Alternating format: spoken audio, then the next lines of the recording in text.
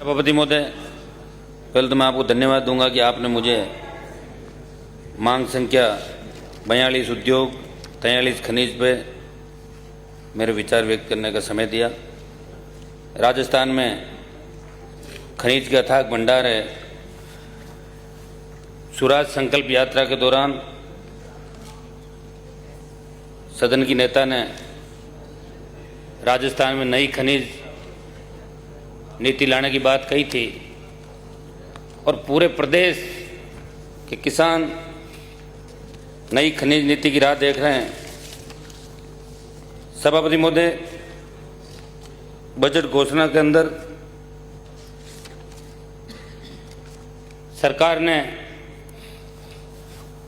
Gypsum के खनिज पट्टे खातेदारों को देने की बात कही थी। इसी तरह राजस्थान में अगर लाइमस्टोन के, जो कि राजस्थान में प्रचुर मात्रा में खातेदारी भूमि में अगर लाइमस्टोन के पट्टे किसानों को दिए जाए तो बहुत बड़ी राहत राजस्थान के किसानों को मिलेगी। 41 दिन तक नागौर के कलेक्ट्रेट पे नागौर के किसानों ने धरना दिया था मेरे नेतृत्व में, और तब भी सरकार से जो समझौता हुआ इसमें खींवसर क्षेत्र के जो ब्लॉक सीमेंट कंपनियों देने की सरकार बात कर रही है, उस पर हम चाहते हैं कि प्रतिबंध हटा के और 3-4 ब्लॉक की बात कर रहे हैं। हमारी सरकार से मांग है कि एक ब्लॉक सीमेंट कंपनी को दे दें और बाकी जो 2-3 ब्लॉक है उन्हें जिप्सम की भांति आम किसानों के लिए खोल दिया जाए तो ज़्यादा राजस्थान के हित में, किसान के हित में होगा। क्योंकि एक सीमेंट कंपनी को जितनी ज़मीन अपन देते हैं उसी ज़मीन में जो चूने के भट्टे लगते हैं उनसे सीमेंट कंपनी जितना रोजगार लोगों को देती है उससे ज़्यादा रोजगार उसी ज़मीन में चूने के भट्टों से, जहाँ लाइमस्टोन की खपत होती है, दिया जा सकता है। मेरे इलाके के अंदर बहुत पहले जियोलॉजिकल सर्वे हुआ था, उसमें कुछ इलाके को SMS ग्रेड का मान के और प्रतिबंध कर दिया। तो मैं सरकार से मांग करता हूं कि पुनः मेरे इलाके में जियोलॉजिकल सर्वे वापस करा के और किसानों को राहत प्रदान कराएं। सभापति महोदय, एक नागौर के पास ही अंबुजा सीमेंट कंपनी के नाम से पहले ये KEC इंटरनेशनल लिमिटेड के पक्ष में एक पट्टा जारी किया था सरकार ने मुंडवा के पास, और 20 वर्ष की अवधि के लिए इसको स्वीकृत किया। KEC इंटरनेशनल ने उक्त पट्टे का हस्तांतरण सर्वश्री Indo Nippon Special Cement Limited के पक्ष में किया। पट्टाधारी ने आज तक हजारों बीघा जमीन सरकारी और हजारों बीघा खातेदारी की जमीन को एक्वायर कर लिया, और उसमें शर्तें हैं सभापति महोदय कि 1988 से लेके आज 26 साल हो गए, वहां सीमेंट उत्पादन तो दूर, वहां दूर दूर तक कोई काम नजर नहीं आ रहा है। और एक लैंड बैंक बना के पहले गुजरात अंबुजा, फिर अंबुजा, और बार बार उसको उसके हिसाब से मोटी दर पे आगे बेचा जा रहा है। और किसानों को एक्वायर के समय जो पैसा मिला था वो बहुत कम पैसा था। हम चाहते हैं कि इस पूरे मामले में जो अब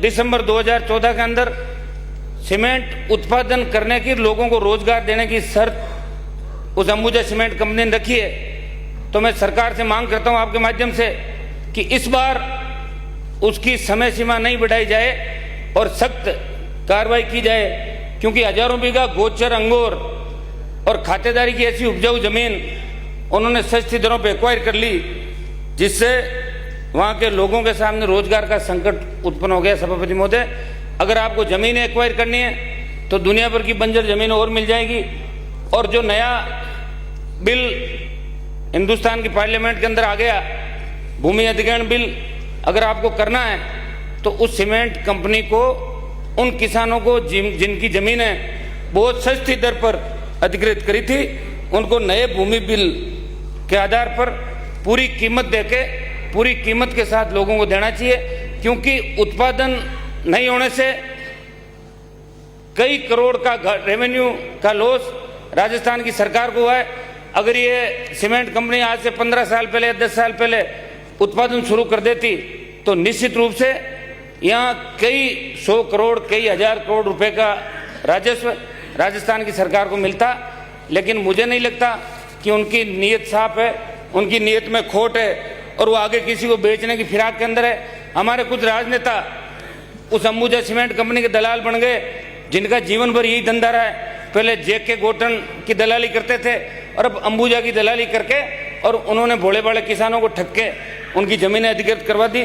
सभापति महोदय, ये बहुत बड़ा संकट राजस्थान की सरकार के सामने आएगा। समय रहते मैं आपका ध्यान इस ओर आकर्षित करा रहा हूं कि अंबुजा सीमेंट कंपनी जो अभी तक उत्पादन शुरू करके लोगों को रोजगार नहीं दे रही है, और एक लैंड बैंक बना रखा है, लैंड बैंक इसने बनाया है, इस पे रोक लगाई जाए और इसकी पूरी जांच की जाए, और इस पे अभी जितना आपका रेवेन्यू का लॉस हुआ है वो इस कंपनी से वसूला जाए, और नए भूमि अधिग्रहण बिल के हिसाब से अब अभी तक गलती कंपनी की रही है कि इन्होंने लोगों को पैसा नहीं दिया, और 80,000 रुपये, 70,000 रुपये, 1 लाख रुपये बीघा के अंदर जमीन लोगों ने दे दी। अब वो किसान भूमिहीन हो गए, उनको जमीन के बदले कोई जमीन सरकार ने नहीं दी। सरकार को चाहिए था कि जहाँ भी उपजाऊ जमीन ली जाती तो उसके बदले कहीं न कहीं नहरी क्षेत्र में या उपजाऊ जमीन किसानों को दी जाती। लेकिन उस समय जब ये मामला हुआ था तब हमारे जो नेता थे वो कंपनियों की दलाली का धंधा करते थे, इसलिए उन्होंने पूरा भोले भाले किसानों को बेला फुसला के और जमीनें कंपनी को दिलवा दी। सभापति महोदय, मैं सरकार से मांग करता हूं कि इस मामले में वो अंबुजा सीमेंट कंपनी जो मुंडवा के अंदर ला रही है उसके खिलाफ सख्त से सख्त कार्रवाई करे, और अब जो दिसंबर 2014 के अंदर इनकी फिर रिन्यू करने का टाइम है, उस समय रिन्यू करने से पहले सरकार 10 बार इस मामले में सोचे कि बार बार रिन्यू करा के ये क्या चाहते हैं। अभी तो आप मौका दिखवा लीजिए साहब, वहाँ कुछ भी नहीं बना है, कोई शुरुआत नहीं हुई। एक सभापति महोदय, मेरे क्षेत्र के अंदर अभी अवैध खनन के खिलाफ अभियान चला, उससे पहले भी चला, और कई खातेदारों की खातेदारी कैंसिल करने के राज्य सरकार ने आदेश किए, किसानों के खिलाफ मुकदमे दर्ज किए। मैं आपके माध्यम से मांग करना चाहता हूं कि आज किसान के पास रोजगार का कोई साधन नहीं, तो अपनी खातेदारी खेत में, अगर खातेदारी में से वो कोई अगर खनन या कोई खनिज पदार्थ निकलता है और उसको निकाल के अगर वो अपना पेट भरने के लिए निकाल के बेच भी देता है, तो सभापति महोदय वो अवैध खनन की श्रेणी में नहीं आता। सरकार को चाहिए कि ऐसे लोगों के खिलाफ और ऐसे किसानों को वरीयता दे, उन जो नई खनन नीति बने उसमें इन चीज़ों का विशेष ध्यान रखे। आज मेरे इलाके के अंदर सैंड स्टोन जहाँ निकलता है, वहाँ छोटे छोटे लोगों के पास 50 साल। 1 मिनट समाप्त करें। 1 मिनट साहब, मेरे खनिज का बहुत ज्यादा। 1 मिनट ज़्यादा, आपने ही कहा था मैं 5 मिनट बोलूंगा केवल। मेरे इलाके में सैंड स्टोन प्रचुर मात्रा में निकलता है, लेकिन आए दिन वहाँ माइनिंग डिपार्टमेंट वाले जाते हैं और किसान जो छोटा पत्थर, वो कच्चा पत्थर निकालता है, उस पर भी चाहे जो जुर्माना कर देते हैं। तो मैं सरकार से मांग करता हूँ कि ऐसे किसानों को जो 50-50, 100-100 साल से जिनका बापी मामला बाप दादों का उन खानों पे है, उनको क्वारी लाइसेंस, आज अखबार के अंदर पढ़ रहा है क्वारी लाइसेंस खत्म कर रहे हैं। तो मैं आपसे मांग करता हूं कि उन किसानों को जिनके कब्जे 100 साल से, 150 साल से, 50 साल से एक खान पे और वो उससे ही अपनी आजीविका चला रहा है, तो सभापति महोदय उनको क्वारी लाइसेंस जारी करके उनको नियमित किया जाए। दूसरी सभापति महोदय, समाप्त करें। एक मिनट, अगले सदस्य आप सरकार ने, एक मिनट सभापति महोदय, मैं तो पहली बार बोल रहा हूँ साहब, पहली बार डिमांड थी पहले, आप हमारा इंडिपेंडेंट का भी थोड़ा बहुत टाइम है। एक मिनट यानी 1 मिनट में समाप्त। एक मिनट का, एक सरकार ने 1000 पदों पे खान विभाग ने भर्ती निकाली थी और भर्ती की एग्जाम करा लिए, फिजिकल के लिए लेटर जारी कर दिए, लेकिन विभाग ने आनन फानन में उस परीक्षा को निरस्त कर दिया। सभापति महोदय, उद्योग मैदान पे आज हजारों लड़के पिछले 15 दिन से, जब से सदन चल रहा है, वो बैठे हैं। मैंने सदन में पहले भी इस मामले को उठाया था। मैं सरकार की ओर ध्यान इंगित करता हूँ कि स्वराज संकल्प यात्रा में आपने रोजगार देने की बात की थी और राजस्थान का जवान, इसी बात से राजस्थान के जवान ने भारतीय जनता पार्टी को वोट दिया था। जो एग्जाम में पास हो गए, जो यहाँ धरना देके बैठे हैं, सभापति महोदय, आपके सरकार के एक मंत्री ने भी मुख्यमंत्री से बात करके इस मामले में रिव्यू करने की बात कही थी।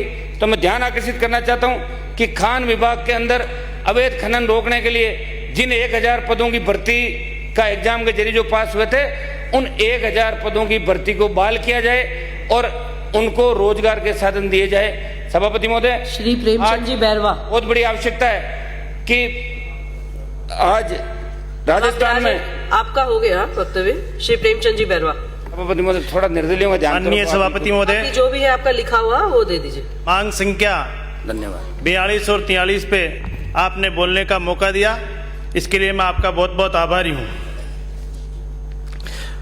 महोदय, हमारे राजस्थान में खनिज हमारे राज्य की धरोहर है। हमारे राज्य का राजस्व प्राप्ति में खनिज संपदा एवं खनिज उद्योग का एक प्रमुख योगदान है। यदि हमारे